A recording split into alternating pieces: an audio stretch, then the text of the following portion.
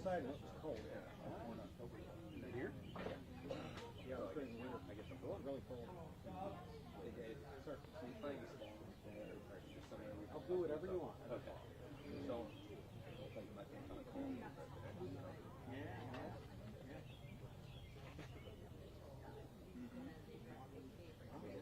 I'm a rubber, not a fighter. Oh yeah, what do you want? Yeah.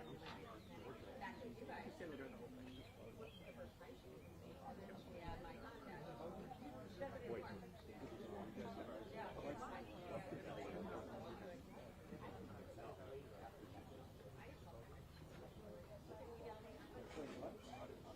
Oh, no. You probably had that earlier. I should have.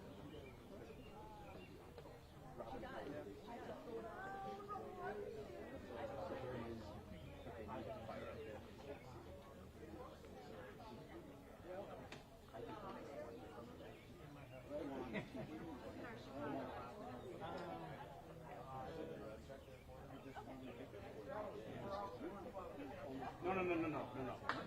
You do what you got to do. I'll sit on the ground. I'm actually good here. There we go. You're doing better. So generous. John O'Connor. Your thing. Yeah. Yes, John O'Connor. Where is he? I don't know.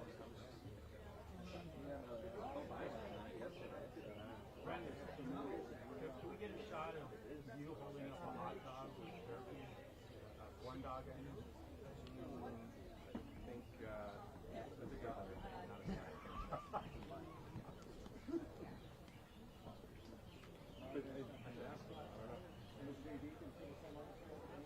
If he's smart, he won't. I just can't get enough of this shot. It would be one of the very serious. John, is he coming out from that here? I think so. Oh, good. There we go. You know, if he runs and becomes president, that's going to be hanging for a while.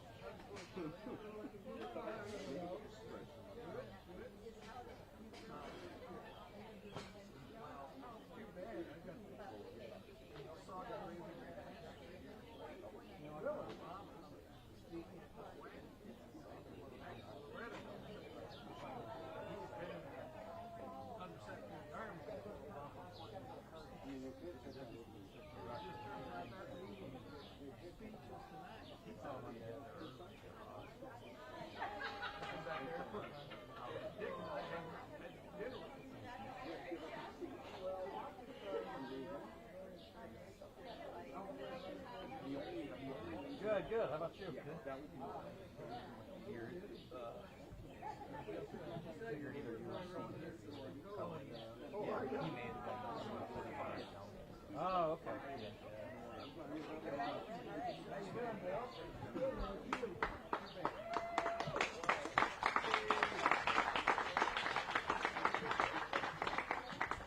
Applause in your own backyard.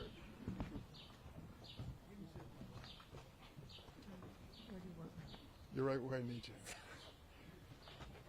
29 years ago, at this very spot, I made an announcement. It was an important announcement for us as a family. It turned out to be an important announcement for the history of the state. The question was whether I would give up a safe House seat, which I had had for 14 years, and risk it all to run for the United States Senate. I made the decision to go forward and do it. And so for the last 29 years, I've been vindicated. That decision paid off. Now I had to face the tough reelection decision for my 6th term in the United States Senate. I love this job. I think it's a terrific job. But I also know reality. There comes a point in your career when the torch must be passed, and I've reached that point. I will not be seeking re-election to this United States Senate seat. Now, by way of warning, I want to tell you, it's a long goodbye. I will be serving in the Senate for a year and a half more until January of 2027.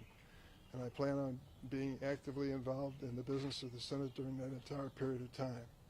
But I also reflect today on the reality that I will have completed the longest Senate term of any senator popularly elected in the state of Illinois' history. I'm truly grateful to the voters for giving me that opportunity, and I've tried to use it effectively. I've done this my way, and it meant making decisions based on family needs and personal needs and what I thought would serve our state well. First thing, I came home virtually every weekend. Yep, 50 round trips a year between Washington, D.C. and the state of Illinois.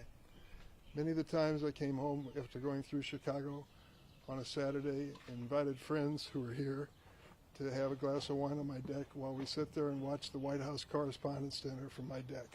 It was a much better venue, and I didn't have to wear a black tie. But I did it in my own fashion and continue to over the years. Now we have an opportunity to move forward with the re-election, or pardon me, the election of a new United States Senator. We're lucky we have a strong Democratic bench. I mean it. You've heard some names already. Believe me, you're going to hear more, because they've been calling over the last several months and talking about the fact they wouldn't run against me, but they wanted my blessing to run. I'm not planning on endorsing any particular candidate. I hope I don't have to, but I'm not ruling out the possibility in an extreme case. I just think it's up to the voters, the Democratic voters, to make this choice moving forward. Now, here's the good news. I have a great colleague in the United States Senate named Tammy Duckworth. I take credit for it. I think I can prove that I discovered her. I invited her to a State of the Union address in Washington to be my guest when she was still a patient at Walter Reed Hospital, just weeks after her helicopter was shot down over Iraq. Her husband, Brian, also in the Illinois National Guard, pushed her wheelchair into my office, and I met her for the first time. She blew me away. She's an amazing, strong, principled, energetic, talented person. She'll be a great senior senator from the state of Illinois. And I know that she'll carry on in the traditions that I've tried to establish. And so I just want to thank you all for being here. I want to thank, in particular, this young lady who lives in this house with me. My name is Loretta. We've raised our family in this house, and we've lived in this neighborhood for how many years? Since 47. 47 years we've lived in this neighborhood, so that's an important part of our lives, too. I also want to thank the best Senate staff in the world. Thank you all for being here. They deserve that check. And now open up to any questions you might have. Senator, you said that you're not going to endorse anybody, but what kind of qualities and character would you be looking for in someone to best succeed you? Do you think would you be looking for a female candidate, person of color, or any other qualities that stand out for someone to be your successor? Well, I'm not going to set the criteria. That's for the voter to decide. And they took a risk with me. I'm a downstate Democrat. That's kind of a vanishing breed when you consider federal office, particularly the United States Senate. And many of them had never heard of me. A fellow named Paul Simon blessed me with his endorsement, and I moved forward, and things worked out for the best. Look at Tammy Duckworth's background. Asian American, veteran, what she's done as background. I mean, it's up to the voters to decide what's right and who the right person is. I'm not going to make that decision. But I am confident we are going to have a diverse group of candidates running for the United States Senate, and it's going to make a difference. What does your decision mean to retire as far as the political breakup for upstate and downstate? To follow up on what you said about downstate Democrats being a dying breed. The only thing I can say is I'm saying to everyone who is a candidate, work the entire state. Discover downstate if you don't know it. Discover the suburbs, the surrounding counties in Cook County, the city of Chicago. Come and discover these wards and precincts. That's been one of the real blessings of this job, and I'll just say it flat out. I was born and raised in East St. Louis. We raised our kids in Springfield, but I love Chicago. And the people who want to badmouth that town are in for a fight with me. It's a great city, and I've been honored to represent it. Senator, what kind of conversations did you have with the Pritzker administration and the Lieutenant Governor before your announcement? Well, conversations, I wouldn't call them that. I did have a conversation with Juliana. She told me that she was interested, but she wasn't going to run against me, and others have done the same. And when it came to JB, I gave him a call before I made the announcement yesterday. Senator, What? in a year and a half, you walk out the last time, then what are you going to do? I don't know. I just don't know. I've been paying into a pension system for a long time. I may even draw a check out of it. We'll see. But that is not all I want to do. I don't want to sit in a rocket chair anywhere. I want to be actively engaged in the actions and passions of our time, as Oliver Wendell Holmes said. Senator, just to reflect on, or to follow up on Jeremy's question, just reflect upon the change in the political geography of the state since you first ran for the Senate. When, I mean, your seat was a safe Democratic seat. Now, a Democrat probably could not win it as it was drawn. When I announced 29 years ago, if I said I'm going to carry DuPage County, you'd have laughed out loud. Right, but now I'm going to carry DuPage County as a Democrat running for the Senate. It's quite possible. If I said to you, downstate is hopeless beyond the Metro East area and Jackson County and a few places, you'd say, what about Bloomington? And said, sorry, we're not ready. We're ready now. We've got places where we are showing real progress in the Democratic Party, building that party. My message to everyone interested in running for office statewide, run in the entire state from one corner to the next. Don't assume a damn thing. These are voters who want to hear from you and want to know if you're going to make their lives any better. Does it concern you, though, that with the majority of the electorate now in the Chicago area, in the collar counties, in Cook County, that downstate might not get the attention that it deserves without a downstate senator? I don't believe that. I think the person who is successful in running for this office is going to understand they've got to not only represent the entire state, they've got to work the entire state. We've done that. Do you think you leaving as a downstate I Democrat? can't give you every question. Okay. Senator, how much did the national political climate, the Trump administration, play into your decision to step aside? Well, it played against my decision. The madder I got about what Trump is doing to this country and to the Constitution, the more I wanted to serve and not step aside. But I'm going to spend the next year and a half doing my best to honor the Constitution and protect it. Senator, how much is Go ahead. Going off of that last question there, we've heard from Lieutenant Governor Stratton that she's already announced her campaign, and she's making it very clear pushing back against the Trump administration is going to be at the forefront of her campaign messaging. Sure, that's going to be the case going forward. Is that a winning strategy for a Democratic primary? Well, it's an important place to start in the Democratic primary. There's an intensity of feeling about what the president has done in his first 100 days, and I share that feeling.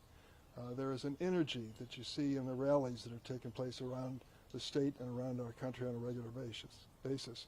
There's an impatience. People want change tomorrow. They want to stop him tomorrow.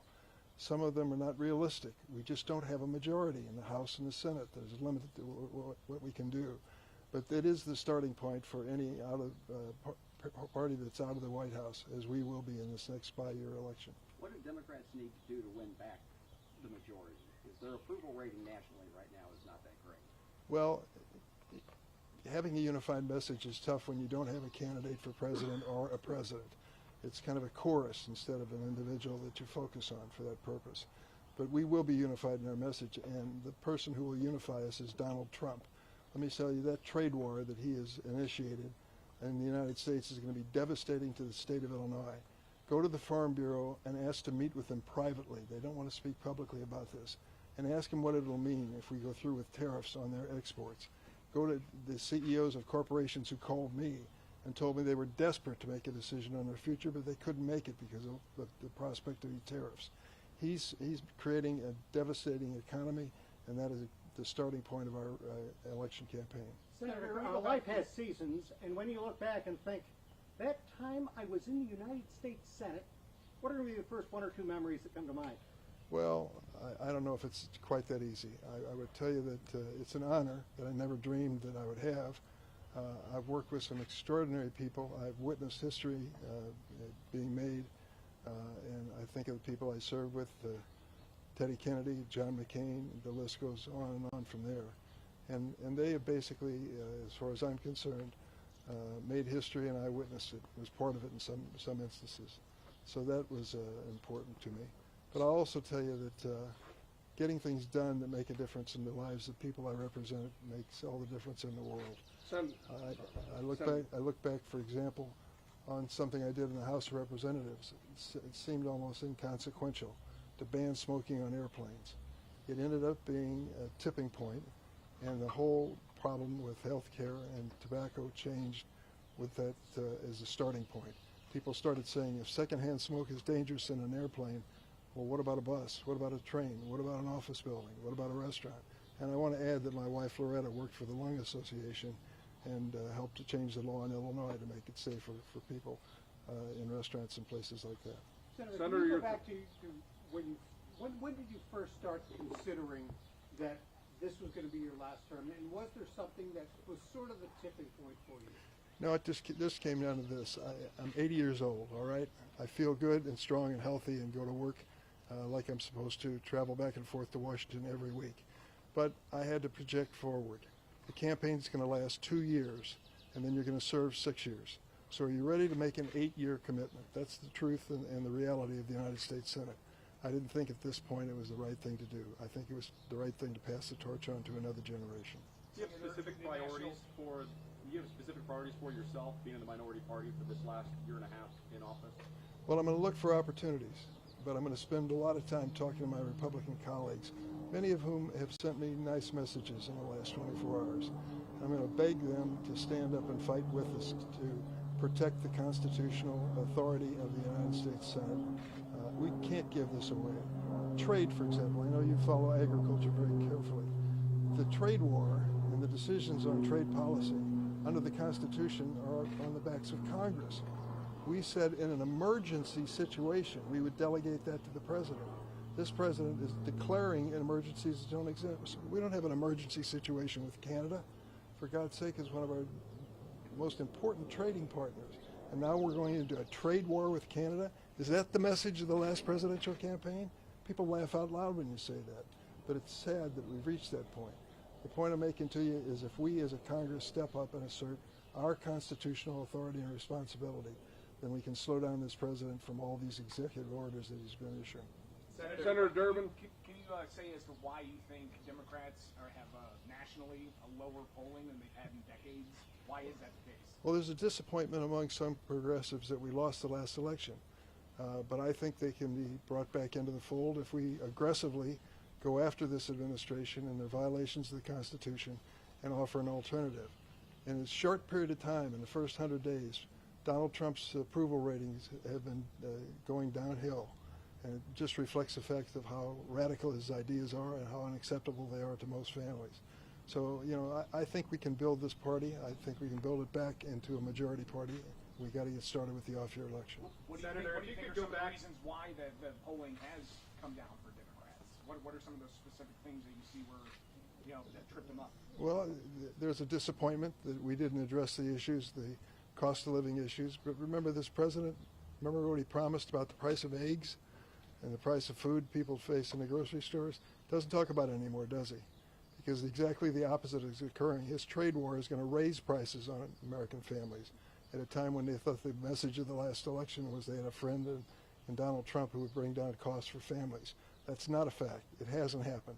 And when we make that message clear across the board, I think it will make a difference. Senator, your thoughts go on? back 29 years to when you made that first announcement about your Senate run. Yeah. Give yourself some advice for the years ahead. The diet? You go ahead. What would that be? If you could give yourself some advice as you were announcing that first Senate run. I learn as I go. I don't come in with a magic formula and follow that formula. And my magic formula, if there is one, is come home every week to Illinois.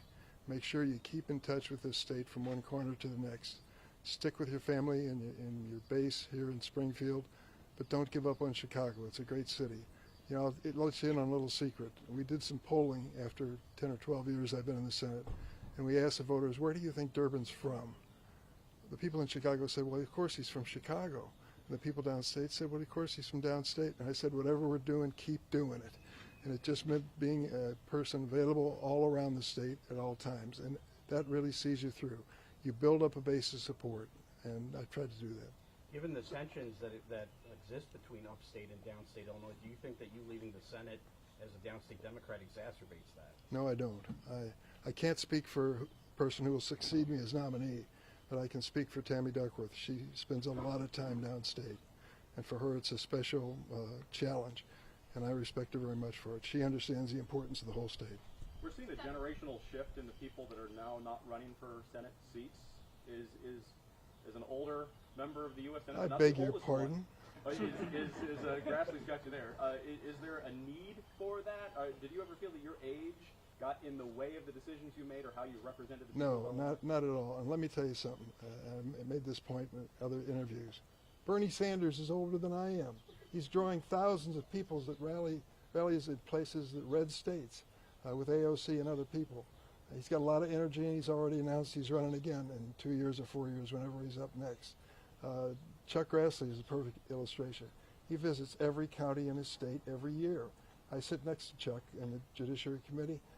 He is focused and energetic. We disagree on a lot of issues, but his age isn't holding him back.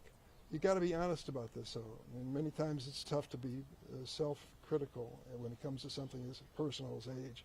But I feel I'm strong enough to go forward, but I try to think 8 years ahead, and I think this is the right decision. Senator, your thoughts on Citizens United and its impact? You know, we see these cartoonish third-party ads picking on the appearance of candidates. Just your thoughts on the impact of not only on elections, but just the way we view folks in Washington. Any negative concerns there? I took a look at the decision speech or press conference of Paul Simon when he decided not to run for re-election. And he said there were 2 reasons, and this goes back, as I mentioned, to 1994. He made the announcement a week after the previous election for the one that he would be standing for re-election in. And he gave 2 reasons. He said the money cost of these campaigns is out of control. He said this in 1994. And you think to yourself now, Paul, you wouldn't believe it today. Millions of dollars being spent is not uncommon at all. I gave an example. One industry, the cryptocurrency industry, pay attention to what's going on there. They are becoming major political players. They've decided that some people who want basic regulation of this industry to protect people who are buying into it have got to be defeated. Well, Sherrod Brown was one of those senators. He sits next to me on the A committee. We vote identically on that subject. And you got to decide whether you're going to run based on your conscience or you're going to run based on fear of the money they're going to spend against you. They spent $40 million, that industry, against Sherrod Brown in the last election, and sadly he lost. So the reality is Paul worried about it, it's much worse today. But the second thing he said, you just alluded to, it wasn't just money. He said in 1994, there's too much meanness in politics. Oh, Paul, if you could only see it today, you wouldn't believe what's going on. And millions of dollars are being spent to muddy people up and to destroy their reputation in the community. That's just the reality. Senator, one bill that you've championed for decades is the DREAM Act. It hasn't gotten across the finish line. You can reflect on that. And do you think there's a chance in Donald Trump's America that that can get across the finish line before you leave? I don't know. The first time I ever met Donald Trump, he had just been sworn in as president. I was at a luncheon. I walked up to him and I said, I want to talk to you about the DREAM Act. He said, you don't have to say another word. You're talking about those young kids, I'll take care of them. Within a matter of a year or 2, he tried to destroy them, to eliminate the DREAM Act and DACA protections that they had. And he's done nothing to help them ever since. He has people working for him in the White House. Stephen Miller is one in particular, a domestic policy advisor, who despises immigrants. Why do I say despises? Because I've been listening to him for 10 years, the speeches he wrote for senators and things that he said. As long as those people are getting the ear of the president, I'm afraid we won't be able to help those who are protected by DACA and the DREAM Act. But I'm not giving up. 830,000 DACA recipients are protected by that law. There should be millions more that are protected. These are innocent kids who came to the United States as infants and toddlers. Their parents made the decision to cross the border. They didn't. They grew up here and did everything right, pledged allegiance to the flag in their classrooms every morning, thought they were part of America, and learned probably when they were about 13 or 14 they were undocumented. Now this president wants to deport them if he can. I hope he doesn't get by with that. I'm going to fight him. Senator, other than that, the DREAM Act, do you have any regrets or frustrations as you're preparing to wind down your congressional career? Listen, the Dick Durbin plan for shaping up America is still there. I'm making a joke here. I have a lot of ambitions and things I'd like to see improved in this country. I'll get a chance to work on some of them before I leave, some of them I won't. But at some point you've got to come to trust that the next generation will feel as you do and work hard to get things done. I can just tick off 10 or 12 bills where the principal sponsor came up with an idea that he couldn't get across the finish line, but someone succeeded him and did that. I've got confidence that the ideas and values that I've fought for are going to eventually prevail. I may not be at the signing of the bill, but that's not the important thing. It's important that it get done for the good of this country. Let me close by saying thanks to the media. A lot of you came a long way and sacrificed to be part of this announcement today. I appreciate your coverage over the years, and I hope I've been available as you've needed me, as much as I possibly can. I'll continue to be through this election for the friends, family, and staff who've come here from around the state. Thank you from the bottom of my heart. Thank you.